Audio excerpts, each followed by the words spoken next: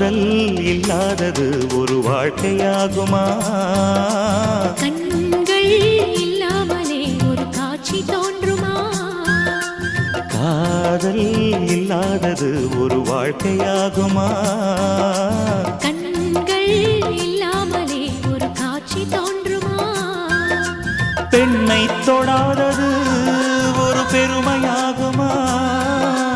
முத்தம் சிந்தாமலே அது முழுமையாகுமா? காதல் இல்லாதது ஒரு வாழ்க்கையாகுமா?